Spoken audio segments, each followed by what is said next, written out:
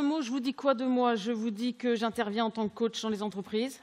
Voilà, que j'ai travaillé sur Renatalent dans des postes de marketing, communication et RH. Quand je dis Renatalent, je dis nouvelles technologies. Voilà, ça fait 6 ans que je me suis formée au coaching.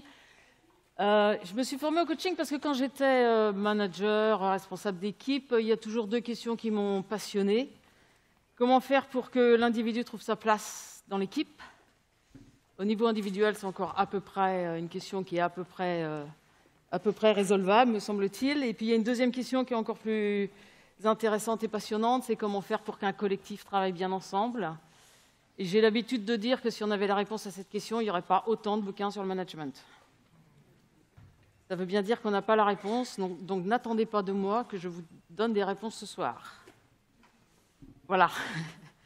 Ce que je vous propose, c'est qu'il y a des micros dans la salle. Je peux faire un petit monologue pendant 50-55 minutes, mais ça sera aussi avec plaisir, grand plaisir, que vous m'interrompez et que vous me posez des questions qui vont avec le discours.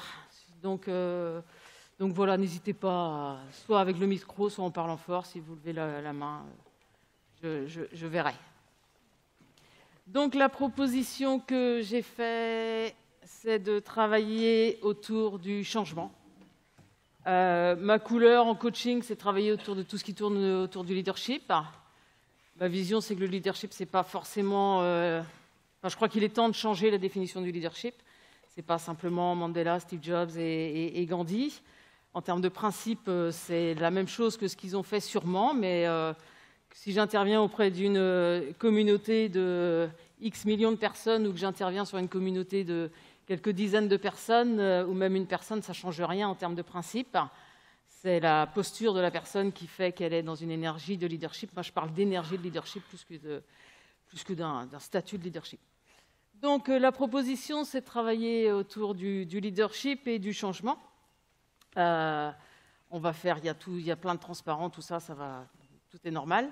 Je vous propose juste de me dire, est-ce que vous avez une idée de par quoi cette conférence, cette causerie va se terminer? Le dernier transparent, enfin l'avant-dernier, parce que le dernier, ça dira merci, mais l'avant-dernier. Si on parle de changement, où est-ce qu'on va inévitablement, même si on va faire un petit chemin pour y arriver? Est-ce qu'il y a des idées? Ne me laissez pas toute seule, je vous en prie.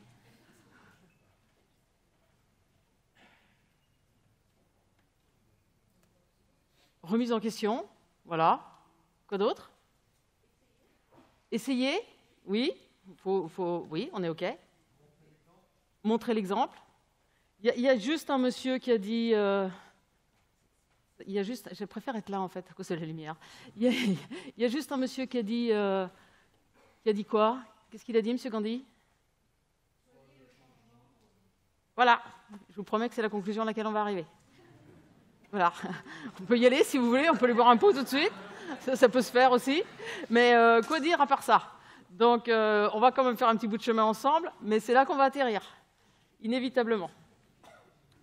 Alors, cette causerie sur le changement, ça m'est venu parce que j'ai lu ce bouquin, c'est mon petit côté écolo, c'est un bouquin de Joanna Macy, qui est une activiste américaine qui a bossé à Harvard. Et Chris Johnson, c'est un toubib anglais. Et dans son bouquin, donc, il traite de l'écologie, elle dit « L'humanité se trouve à un moment crucial où elle doit faire le choix entre 3 manières de donner du sens à l'évolution du monde.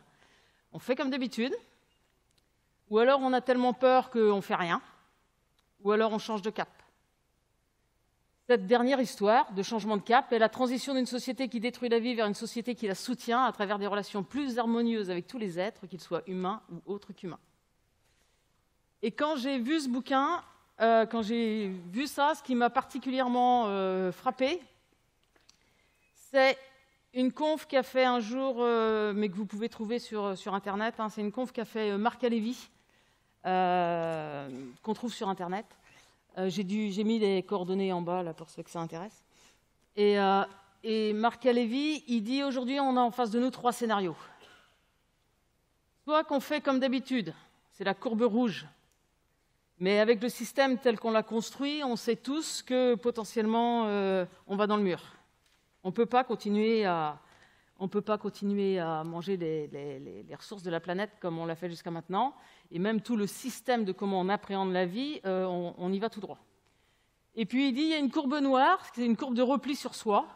C'est une courbe où on a tellement peur de tout, de ce qu'on doit inventer, et ben que c'est peut être humain de se replier sur soi. Et puis il y a la courbe verte, qui est la courbe qu'il faut qu'on invente ensemble. Et en fait, la petite histoire, c'est qu'il a fait cette conférence à l'INSA le jour où Trump a été élu. Donc il dit, écoutez, Clinton, je ne fais pas de politique, hein, on est bien d'accord, on est juste en train de regarder des trucs. Hein. Il dit, Clinton, c'est par essence la courbe rouge. La courbe rouge, c'est le schéma d'hier qui est en train de s'effondrer. C'est des gens qui ont mis en place des institutions de pouvoir. Ils ne peuvent pas vous dire qu'on va remettre tout ça en cause. Puisque ça a été leur boulot de les mettre en place. Et donc, ils y croient toujours. Et c'est presque humain et c'est presque normal. Et puis, il y a des gens qui arrivent et puis qui disent « Make America Great Again ». Donc, retour en arrière si on faisait des murs pour se protéger. Il est possible qu'aucun de ces deux scénarios soit le bon. Et il est possible que l'enjeu, c'est de travailler sur la courbe verte, d'inventer le nouveau. Ça dit, je me disais, aujourd'hui, on est Black Friday. C'est vrai, on n'est pas là. Courbe rouge, courbe verte ou courbe noire? Hein, on est bien dans la courbe rouge. Hein, voilà, on est bien dans la courbe rouge. Donc, même si le prix a changé, on est quand même toujours dans le même schéma. Et en fait, qu'est-ce qui fait qu'on est à ce moment-là de l'histoire? C'est qu'en ce moment, on vit 5 mutations paradigmatiques. Il y a 5 espaces, et il faut qu'il y ait plusieurs mutations ensemble pour qu'il y ait une vraie transition qui se passe. La première mutation, là on en a parlé, c'est la mutation écologique. La deuxième mutation, c'est une mutation technologique qui est déjà très bien engagée. Pour la première, elle n'est pas forcément si bien engagée que ça, mais la deuxième, elle est largement engagée, et ici, on en a des nobles représentants.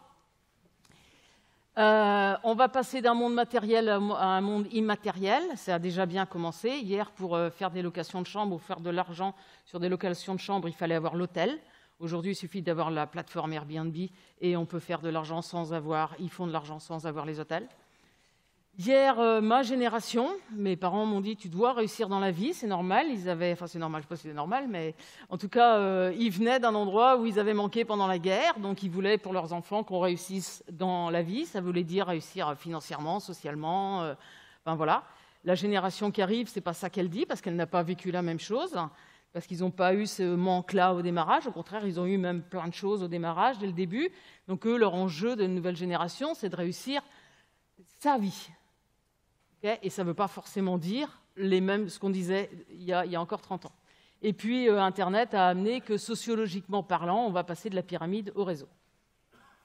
Où il faut être conscient, c'est que ces 3 schémas, on les a tous en nous, tous les jours. Il m'arrive, dans la même journée, d'être sur la courbe rouge, des fois d'être sur la courbe noire, quand je vois l'ours polaire à l'autre bout de la planète et je ne sais pas quoi faire. Et j'entends même dans les entreprises des gens dire oui, je sais bien que c'est comme ça, mais je ne sais pas quoi faire, donc je ne fais rien. Okay. Et puis, il y a une partie de moi qui, de temps en temps, le plus souvent possible, va sur la courbe verte. Donc, ce que je veux dire dans l'histoire, c'est que le schéma n'est pas extérieur à l'individu, le schéma est dans l'individu. On a ces 3 schémas-là en nous. Vous êtes OK avec ça? Et à ce moment-là du jeu, je vous raconte une histoire. C'est l'histoire d'un grand-père qui raconte à son petit-fils, en chaque être humain, il y a 2 loups. Il y a un loup blanc qui est fait d'ouverture, de créativité, d'innovation, d'envie de faire les choses, de jouer avec ses copains, de travailler en équipe et tout ça. Et puis il y a un loup gris qui, lui, il peut être dans l'arrogance, il peut être dans le mépris, il peut avoir peur, qui amène tous des comportements de repli. Le grand-père dit donc à son petit-fils, en chaque être humain, il y a ces 2 loups-là, le loup blanc et le loup gris, et ces 2 loups-là sont toujours en train de se battre. Le petit-fils entend l'histoire, il va jouer dans le bac à sable, et le soir, il retrouve son grand-père, et puis il dit à son grand-père, « Grand-père, j'ai bien compris l'histoire, là, mais si en chaque être humain, il y a 2 loups, un loup blanc et ces 2 loups-là, le loup blanc et le loup gris, et qui sont toujours en train de se battre, qui va gagner le combat ?» Quelle est la réponse? Celui que tu vas nourrir. Donc le vrai enjeu, c'est pour chacun d'entre nous, dans le changement, de nourrir la courbe verte. Ce n'est pas un truc extérieur à nous, c'est à chaque individu de pouvoir nourrir la courbe verte. On est OK avec ça? Et ça ne viendra pas de l'extérieur, en fait. C'est vraiment ça, ça ne viendra pas de l'extérieur. Les gens qui ont travaillé sur le changement, si on regarde le changement, en tant que coach, nous, j'ai entendu parler beaucoup d'humains dans les conférences. Donc les coachs, ils ont cette approche-là de l'humain. L'école de Palo Alto, c'est l'école humaniste, c'est des gens qui ont travaillé sur le changement. Et ils disent qu'il y a 2 niveaux de changement. Et j'ai entendu ça tout à l'heure avec Alexandre. Il y a 2 niveaux de changement. Le premier niveau de changement, c'est un changement qu'ils appellent de niveau 1. C'est-à-dire qu'on change le truc, mais qu'en fait, on n'a rien changé du tout. Alexandre a bien dit tout à l'heure, on peut faire des méthodes agiles avec un état d'esprit de cycle en V. En fait, on a tout changé, mais on n'a rien changé du tout. Ça, c'est de l'homéostasie. C'est-à-dire qu'on croit qu'on a changé les choses, mais en fait, en profondeur, on n'a rien changé. Donc, on peut changer quelqu'un de poste et n'avoir rien changé à la problématique professionnelle, relationnelle. Ça, je vous promets qu'on le rencontre, vous l'avez sûrement vous aussi identifié, dans des boîtes. Et ben, un tel ne s'entend pas avec un tel dans l'équipe, on va lui changer de place, et puis on va régler le problème. On n'a rien réglé, on a juste déporté le problème. OK ? On peut utiliser des post-it et n'avoir rien changé à la relation, à la réunion. Il y en a qui sourient, on est bien d'accord avec ça. Ce n'est pas parce qu'on a des post-it qu'on a changé quoi que ce soit. Parce qu'on n'a rien changé à la structure relationnelle. On n'a rien changé à la relation. Et ce qui compte, vous avez beaucoup dit qu'on est dans le domaine de la complexité. Complexité, ça veut dire qui est en lien avec. Ça veut dire créer des liens. Donc en fait, si on est dans le monde de la complexité, ce qu'il faut faire, c'est travailler sur les liens qu'il y a entre les gens. Donc ce n'est pas l'outil post-it, ce n'est pas l'outil méthode agile, même si on va le revoir, s'ils ne sont pas là, on ne peut rien faire. Mais il ne faut juste pas se gourer de niveau. Il faut que ce soit là, ces trucs-là. C'est du domaine de l'important, mais ce n'est pas du domaine de l'essentiel. OK ? Et puis, j'ai donné des exemples écolos. On peut trier ses déchets, mais en fait, on n'a rien changé au problème. On consomme toujours autant. Et on peut vendre des produits bio sous plastique. Oui, ils sont bio, mais on n'a rien changé du tout. Donc, en fait, un changement de type 1, c'est un changement très superficiel des choses. C'est ce qu'on appelle le progrès. Je heurte personne en disant ça dans ce monde technologique. Mais je crois que ça a été dit dans les conférences. C'est pas parce qu'on a plein d'outils de communication nouveaux que nos relations sont plus harmonieuses. Il faut juste qu'on s'en rende compte. Et je ne suis pas en train de dire retournons en arrière. Je ne suis pas du tout sur la courbe noire. On est bien d'accord. Gardons les outils. Mais ne nous gourrons pas de niveau. Et quand je parle de niveau, je parle de complexité. C'est-à-dire que la complexité, ça ne peut s'appréhender que par niveau. Et je donne souvent cet exemple-là qui parle aux gens. Il y en a d'entre vous qui vont chez l'ostéopathe. OK ? Je suis sûre qu'il vous est arrivé d'avoir mal au genou et le mec, il vous dit ouais, c'est au niveau de votre colonne vertébrale et de votre vertèbre, je ne sais pas quoi, que ça coince. D'accord ? Le kiné, il va regarder au niveau du genou, il va traiter le symptôme. L'ostéopathe, il va traiter le truc au niveau auquel la cause du truc. Donc, ce n'est vraiment pas une histoire de dire les outils, c'est pas bien, je ne suis pas en train de dire ça. Je suis juste en train de dire les outils, on en a besoin, c'est nécessaire, il faut juste les mettre au bon niveau. On est OK ?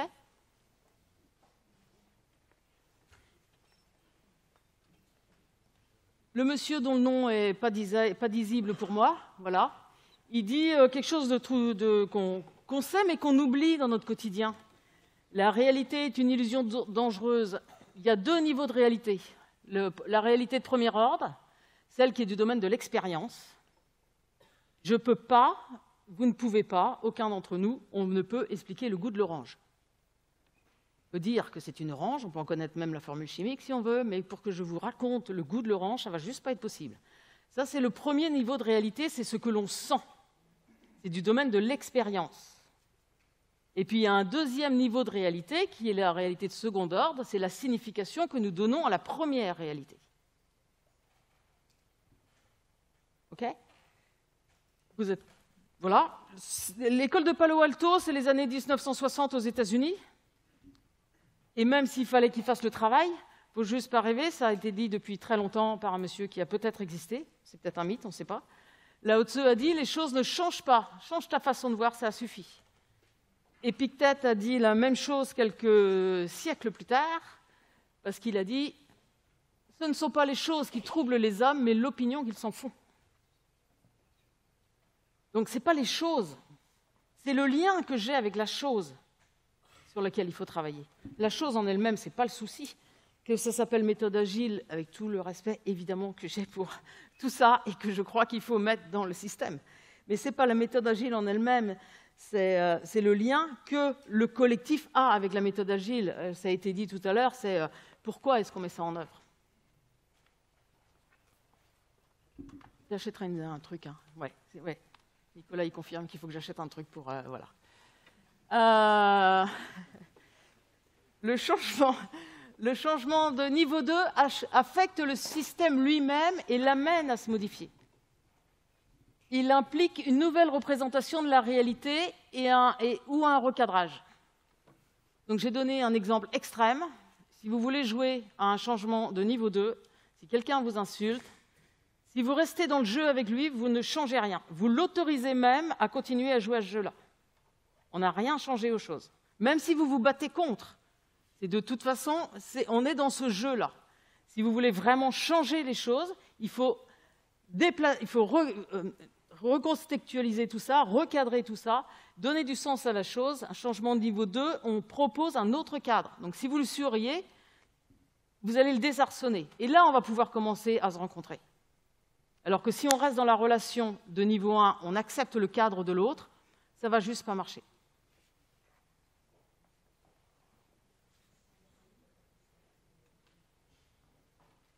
Est possible, ça dépend. Alors, je vais vous répondre, voilà, on ne se connaît pas et tout va bien. Ça dépend du sourire.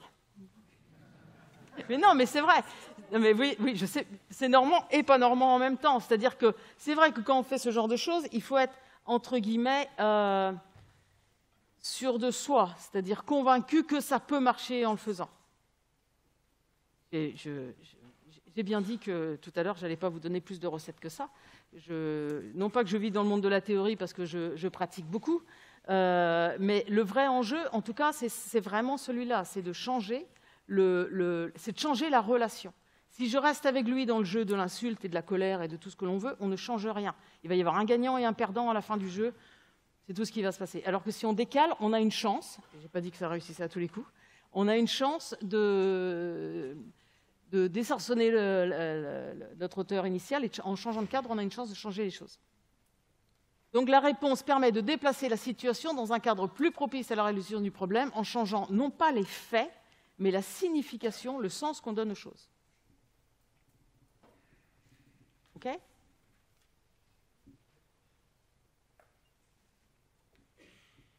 Donc je redis ce que j'ai dit tout à l'heure. Le changement de niveau 2, ce n'est pas une histoire d'outils, même si sans les outils, non seulement c'est moins facile, mais c'est carrément pas possible. Enfin, c'est plus possible. Voilà, parce qu'on est dans un changement paradigmatique qui fait qu'on se doit d'être dans le numérique, et c'est très bien comme ça. Le véritable enjeu se situe au niveau du sens que l'on donne au changement, et le sens et l'outil, c'est deux niveaux différents de la réalité. Le sens, c'est du niveau de l'être, les outils, c'est du niveau du faire. Et j'ai rencontré dans l'assistance des gens que j'avais croisés dans d'autres conférences, et je me rappelle de la question qui m'avait été posée. Il m'avait dit « Ouais, mais Sylvie, tout ça, c'est bien, mais comment je fais au quotidien ?» Voilà.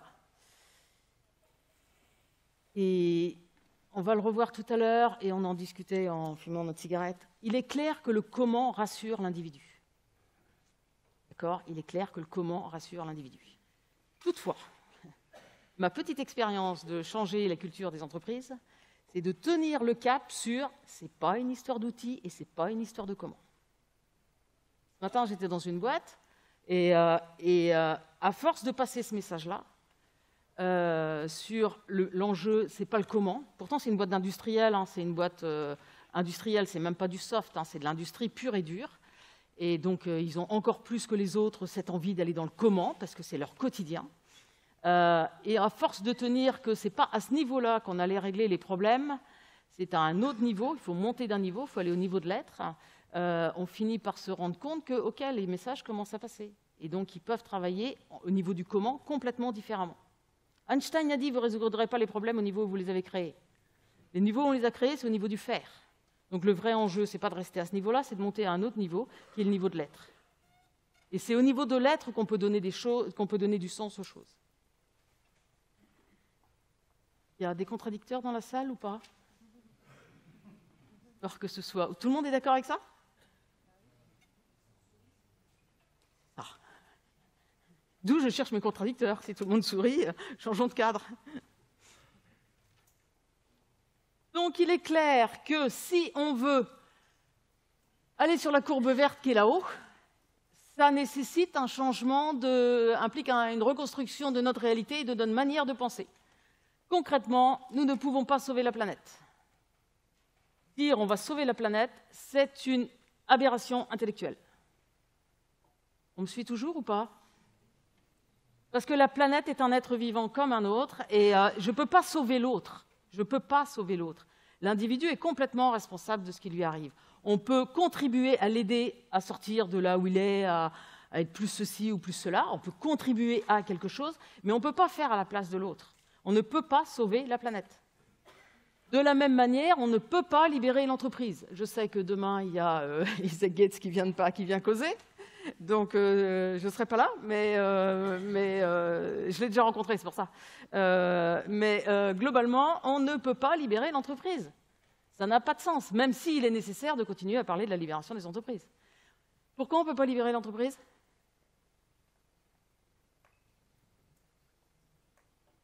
Parce que déjà, l'entreprise en soi, ça n'existe pas. La seule chose qu'on peut libérer, c'est les individus dans l'entreprise. Et de quoi peut-on les libérer? Einstein l'a dit aussi.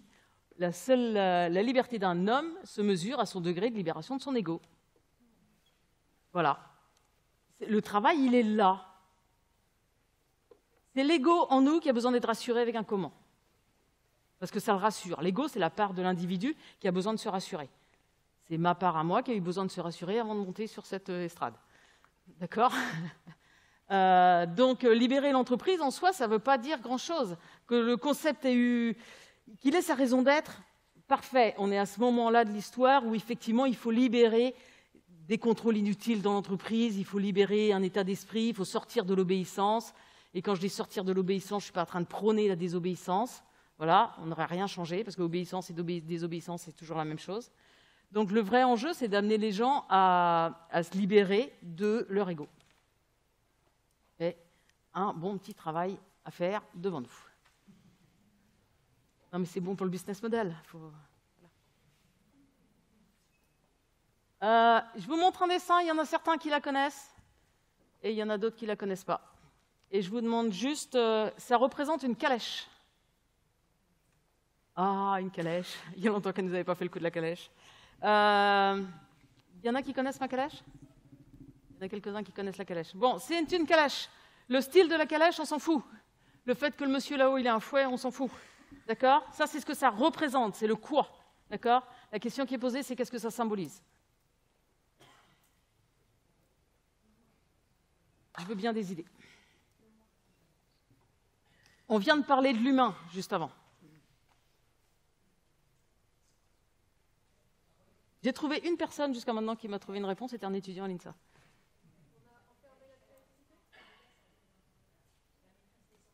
La maîtrise des sens? Ok. Il y a quelqu'un là-bas qui a causé, il faut juste causer un petit peu plus fort. Allez-y. La créativité, ça serait quoi? Ça serait le soleil. On est d'accord que la créativité, c'est le soleil. On est complètement d'accord avec ça. En fait, c'est comme ça qu'en Inde, ils symbolisent l'être humain. Et on pourrait même avoir l'étudiant, il m'avait dit, oui, en plus, vous pourriez avoir un cheval noir et un cheval gris. Et il avait raison. Alors maintenant, on peut se poser la question, qu'est-ce qui fait que ça symbolise l'être humain? Il y a combien de parties dans ce dessin? J'ai entendu 4. Qui dit mieux? Combien il y a de parties dans ce dessin? 5? On va rester à 4, s'il vous plaît. Si vous voulez bien. On va rester à 4. Les 4 parties sont... Il y a les chevaux, ça fait 1. Il y a le cocher, ça fait 2. Il y a la calèche, ça fait 3. Et il y a un soleil, ça fait 4. Ok, et comme on dit que ça représente l'être humain, ça veut dire que l'être humain a 4 dimensions. Quelles sont les 4 dimensions de l'être humain? Puisqu'on s'interroge sur l'être humain. C'est ce que je disais, il y a beaucoup de... On dit souvent, et régulièrement, on s'intéresse à l'humain et tout ça. OK, donc on y va. C'est quoi l'humain? L'humain a 4 dimensions. Quelles sont les 4 dimensions de l'être humain? La première dimension, c'est la dimension physique, qui est représentée par la calèche. La deuxième dimension, c'est la dimension... Tous les êtres incarnés sur la planète ont une dimension physique. Voilà, autrement, je ne serais pas sur la planète. Donc, ça ne fait pas de moi un être humain. La deuxième dimension de l'être humain, c'est quoi? La quoi? La pensée. OK? La pensée, ça serait représenté par le cocher. OK? Mais c'est la dimension mentale et intellectuelle de l'être humain. Mais, je ne suis pas que mon corps, je ne suis pas non plus que mes idées. Et si je fais une partie d'échecs avec mon ordinateur, je vais perdre. Donc ça ne fait pas non plus de moi une spécificité de l'être humain. Donc on a 2 dimensions. Les chevaux, ça représente quoi? Les chevaux représentent les émotions. OK? Et le soleil, ça représente la dimension d'être, la dimension spirituelle. Spirituelle, vous savez ce que ça veut dire? Ça veut dire, qu'est-ce qui fait que je respire? Ça n'a rien à voir avec la religion. Je n'ai pas fait de politique, je ne vais pas faire de religion. Voilà. Donc, et ce n'est pas par hasard qu'on dit que les leaders inspirent. C'est parce qu'ils travaillent à ce niveau-là. OK? Et dans la partie de nous qui veut un comment, c'est qui? C'est le mental qui veut un comment. Ce que vous pouvez vous rappeler potentiellement, c'est que ce n'est pas nos idées qui nous mettent en mouvement, c'est nos émotions. Émotion, ça vient du latin motivare, ce qui nous met en mouvement. Ce qui met en mouvement l'individu, c'est ses émotions. Et quand vous rentrez dans un taxi, le soleil qui est dans le taxi, c'est pas le chauffeur qui décide de la destination. Okay? C'est pas à lui de décider de la destination. Lui, il doit s'assurer qu'il a l'énergie et les bons outils pour y arriver.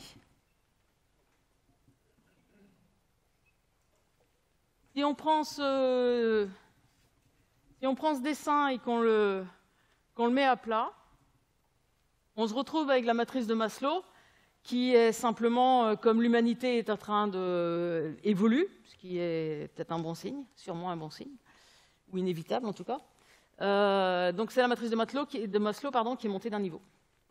Donc au niveau physique, chacun d'entre nous, on a besoin de santé et de sécurité. Si je ne suis pas en santé, je ne viens pas faire cette petite causerie avec vous, je ne viens pas vous rencontrer aujourd'hui. Au niveau émotionnel, l'être humain est un être de relation, il a besoin de relations. Et il a besoin d'estime de lui. Au niveau mental, j'ai besoin de me prouver à moi-même que je suis capable de réaliser des choses. Une fois que j'ai fait ça, je peux, et on a tous vécu ces moments-là, où on a fait le tour de la question, où on commence à se dire, il est temps de changer. L'individu a besoin de grandir. Il a besoin de changer. Ensuite, il a besoin de donner du sens à ce qu'il fait, il a besoin d'exprimer sa différence, et il a besoin d'être au service de quelque chose de plus grand que lui. Si c'est écrit de 2 couleurs différentes, c'est parce que la première partie, c'est du domaine de l'ego. Et la deuxième partie, c'est du domaine du bien commun. Et je redis, c'est l'ego en nous qui a besoin de méthode. Et on n'a pas dit que l'ego, c'était pas bien, je vais le redire tout à l'heure. On n'a pas dit que l'ego, c'était pas bien. On a juste dit que le moment est venu, je m'autorise à dire ça, le moment est venu de savoir à quel niveau j'interviens quand je suis en relation avec l'autre. Tout à l'heure, j'ai vu le bouquin Reinventing Organization, je ne sais pas si vous connaissez, de Frédéric Laloux, qui était là dans les murs, là, et Frédéric Laloux donne cet exemple-là d'une boîte où, dans les réunions, Simon tout à l'heure parlait des réunions. Vous savez ce que ça veut dire, réunion? Sens étymologique de réunion. Unir à nouveau. Le but du jeu d'une réunion, c'est d'unir à nouveau. Réunion. Et pour les récréations des enfants, ça veut dire de créer à nouveau. Et pourquoi je disais ça? J'ai retrouvé un petit temps d'absence et c'est reparti. Frédéric Laloux dit ça peut paraître abstrait tout ça, mais vous et moi, on a connu des réunions où c'était des bagarres d'ego. Et on en connaît encore. Et au-delà de tous les outils du monde qu'on va pouvoir avoir pour gérer des réunions, que ça s'appelle Post-it ou que ça s'appelle Skype et autres outils pertinents, et je dis bien pertinents, tant qu'on sera dans la bataille d'ego, on n'y arrivera pas. Dans Reinventing Organization, il donne cet exemple-là des boîtes qui, entre guillemets, se sont libérées, au sens dépasser un certain stade de contrôle. Quand vous rentrez en réunion, il y a un volontaire qui prend des cymbales, et dès qu'il voit que c'est une guerre d'ego, il tape dans les cymbales. Et tout le monde doit se taire tant que ça résonne. Et on recommence la discussion après. Pour le coup, c'est très concret. C'est très concret, mais ça veut bien dire qu'on a pris conscience qu'on souhaite collectivement sortir de la guerre d'ego. Et quand vous avez fait sonner le truc pour vous une fois, 2 fois, il est possible que l'ego se calme. Je ne sais pas ce que vous en pensez, mais il y a de grandes chances que ça fonctionne.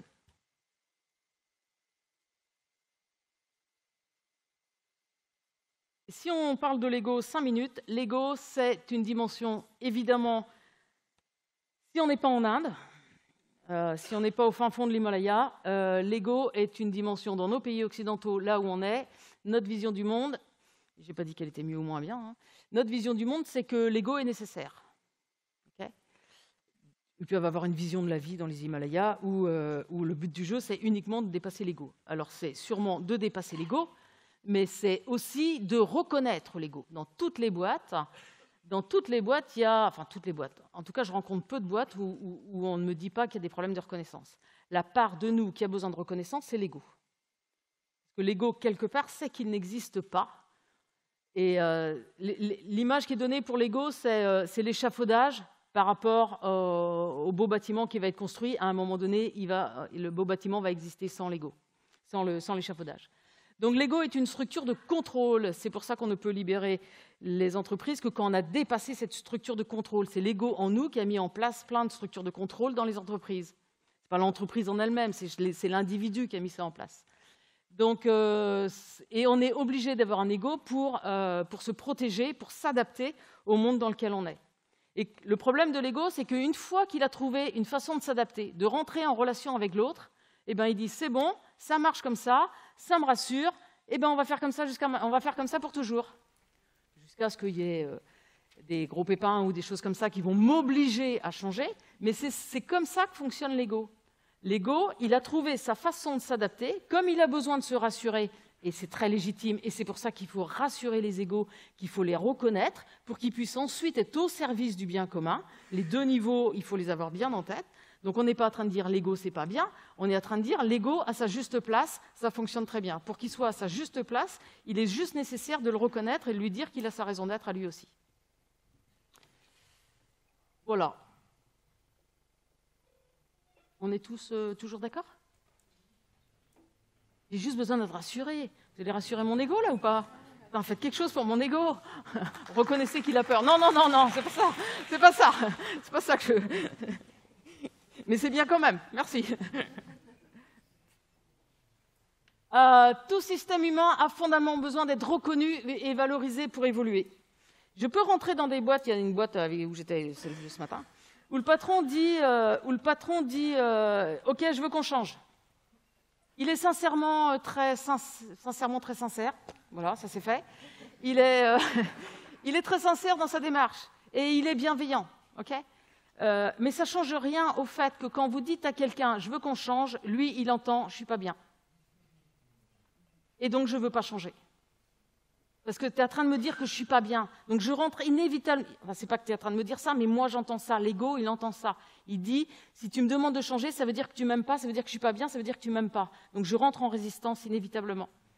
Et je suis sûre qu'il y a des papas et des mamans dans cette salle. L'autre image qu'on peut donner pour montrer ça, et c'est un paradoxe du changement, si vous voulez que votre enfant aille jouer avec ses copains et, entre guillemets, vous lâche un peu la grappe, il faut qu'il soit assuré que vous allez être là quand il va avoir fini de jouer. Donc il faut lui montrer la stabilité, il faut lui montrer ce qui est stable, et parce que c'est stable, il est rassuré, il peut aller dans un nouvel espace. Mais si vous lui dites « va jouer, moi je ne sais pas ce que je vais faire », il ne va pas pouvoir partir. Il me reste 15 minutes. Je ne sais pas du tout où j'en suis dans ma causerie, mais ce n'est pas grave. Ça doit être à peu près bon. Donc c'est un paradoxe qu'il faut avoir en tête. Si vous voulez que les choses bougent, il faut commencer par rassurer, par dire il y a des choses qui vont rester stables. Et ensuite, l'individu, une fois qu'il est calé dans cette stabilité-là, il va pouvoir aller explorer d'autres espaces. Et vous pouvez être sûr qu'il va aller explorer d'autres espaces parce que l'être humain en lui et chacun d'entre nous, on a vécu ce moment-là. Quand on est toujours à la même place, on s'ennuie. On s'ennuie. Le truc qui est difficile à faire pour passer dans la courbe verte, c'est passer de là. Je me suis prouvé que je suis capable de réaliser des choses, je commence à m'ennuyer, il faut que je passe au stade d'après. C'est juste ce moment-là, de passer de l'ego au stade de l'être qui fait ce qu'il a à faire. C'est quand on se sent accepté et que l'on accepte la situation, que l'on peut voir émerger le changement. Et c'est bien une histoire de émerger, c'est-à-dire que le changement, ce n'est pas une histoire de volonté. Ce n'est pas une histoire de volonté. Il y a un monsieur qui... je ne sais pas si je ne vais pas sur une pente glissante, là, mais je vais aller jusqu'au bout. Il y a un monsieur qui a augmenté les taxes du carburant, là. Pourquoi? Ouais, c'est glissant, hein. C'est très très glissant, il pleut en plus aujourd'hui. Donc, il y va à coup de volonté. Donc forcément, ça crée inévitablement de la résistance. Je suis OK sur... J'ai pas la réponse, évidemment. Mais c'est ça qui se passe comme phénomène, inévitablement. Le changement, le véritable changement doit émerger de l'individu. Et c'est pour ça, quand vous avez dit tout à l'heure, le soleil, c'est la créativité, eh ben, c'est exactement ça. C'est-à-dire que c'est au niveau de l'être que ça peut émerger, la créativité. C'est pas au niveau de l'ego. L'ego, il travaille de manière mécanique, il a eu une façon de faire, il va la répéter.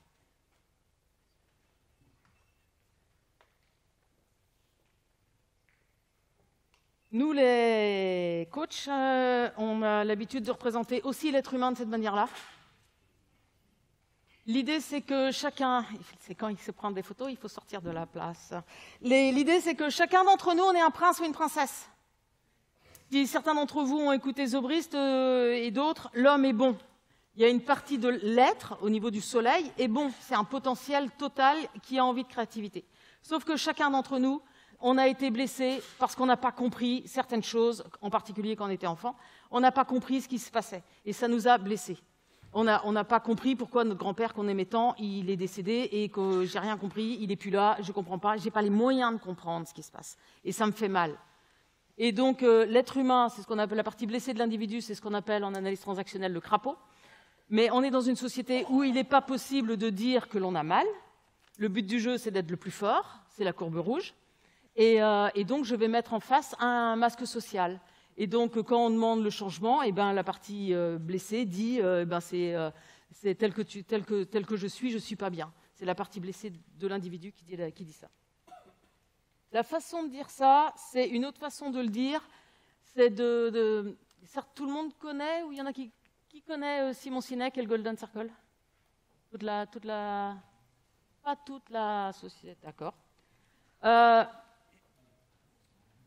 Je me suis dit que si je vous donnais pas un comment, vous inquiétez pas, il n'y a pas énormément de méthodes, mais il était nécessaire de raconter un petit peu de comment dans les choses pour accéder au niveau de l'être.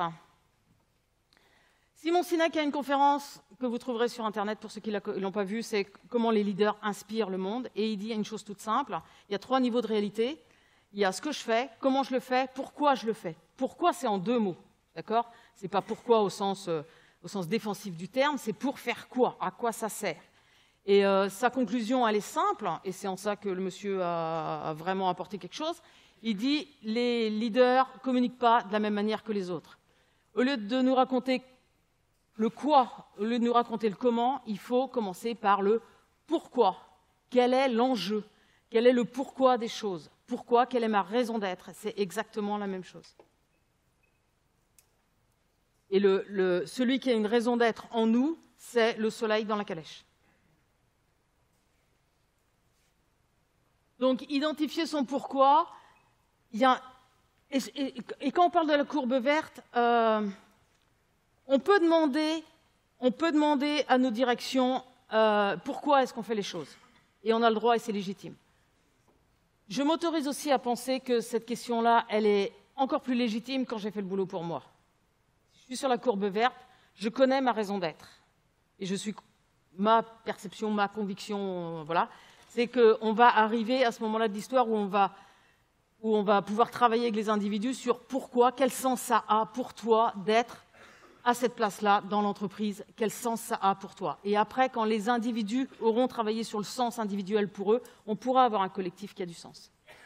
Donc, l'intérêt de travailler, d'identifier son pourquoi, c'est que ça lui donne plus de... Certains d'entre vous sont très certainement, je vous le souhaite, à leur place dans l'entreprise. Il y a un vrai enjeu à rendre explicite son pourquoi, à prendre le temps de le formaliser.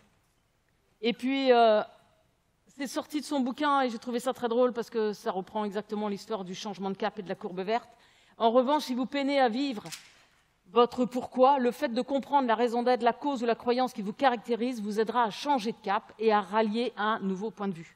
Et c'est vraiment ça, le changement. Le changement, c'est changer de point de vue. Et pour changer de cap, il est nécessaire de travailler à ce niveau-là. Alors, si je ne vous dis pas comment on...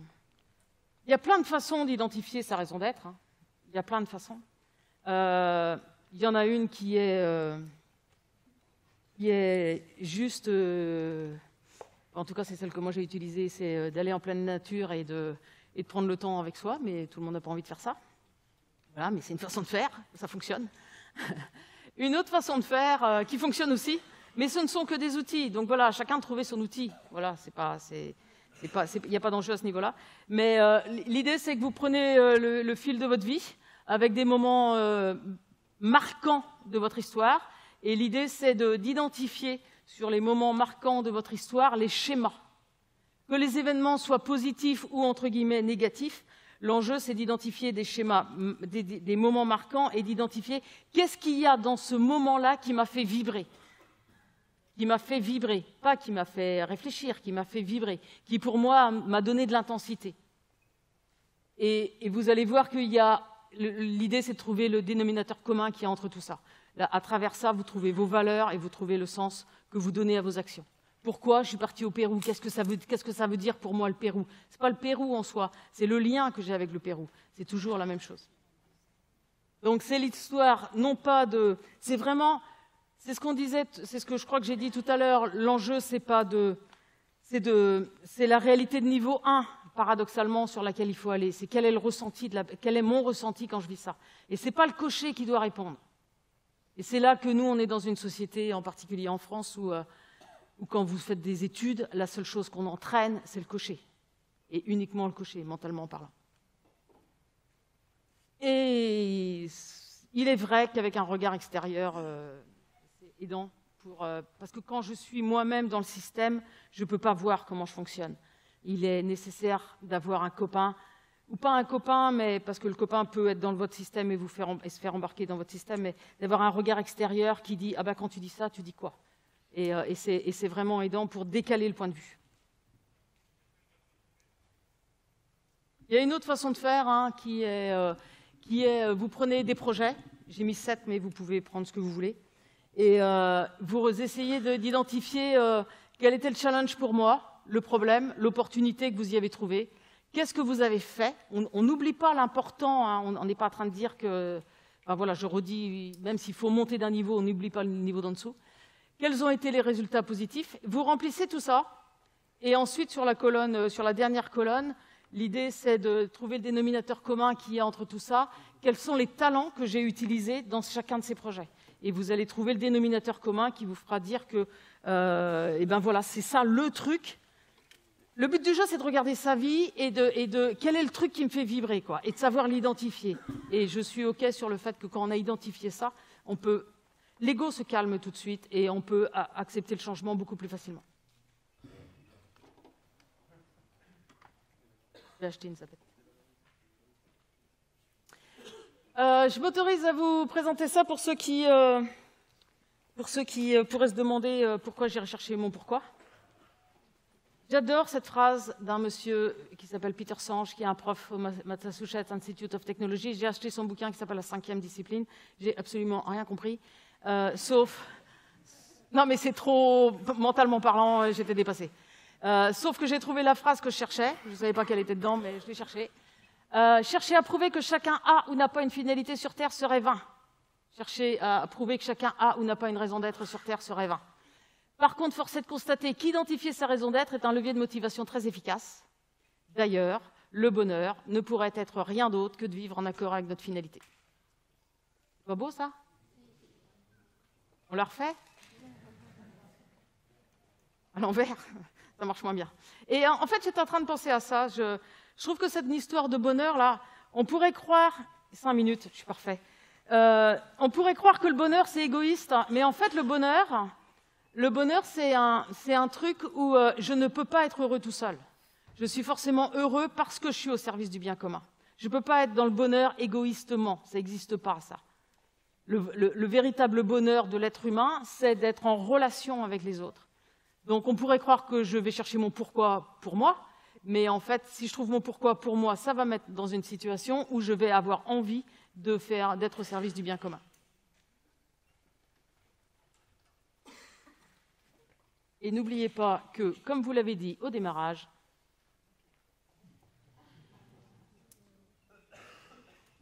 voilà ce que je pouvais vous dire.